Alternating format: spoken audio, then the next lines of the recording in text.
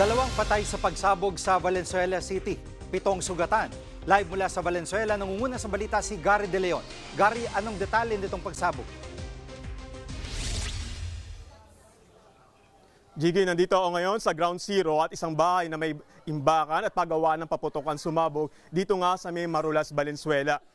Base sa investigasyon, alas 11:30 ng umaga na may marinig na mga pagsabog ang mga residente sa lugar. Sa tindi ng pagsabog, tumilapon ng mga tao na nasa loob ng bahay. Agad nasawi ang kabal na babae na parehong 8 taong gulang at grade 2.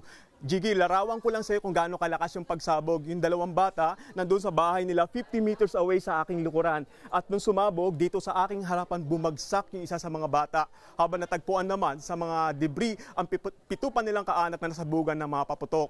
Agad dinala sa ospital ng mga biktima. Sa lakas ng impact, yung manigang paligid at halos magiba na ang mga bahay. Maraming bahay na damay sa pagsabog. Ang ilan halos nasira na mga bubong, bintana at mga pader.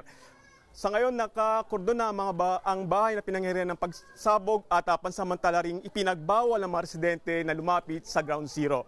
Gigi. At Gary, kumusta na ang lagay ng mga sugatan? Sa ngayon, Gigi, patuloy pa rin nasa ospital yung 7 at inaalam pa natin talagang lagay nila. Pero sabi ng barangay kanina sa akin, may dagdag pa raw na isang minor de edad at inaalam pa natin detalye kung kasama nga ito sa mga nasabugan. Gigi.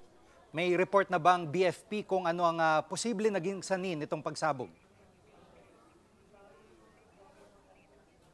Sa ngayon, Gigi, iba-iba kasi yung information na nakuha natin dito sa ground. May nagsabing LPG, may nagsabi naman merong gumagawa ng paputok. Ang iba naman ay bigla na lang nakarinig ng pagsabog. Pero under investigation pa rin ang sinasabi ng BFP sa atin. Gigi. Yan pong ulat ni Gary De Leon live sa Valenzuela City.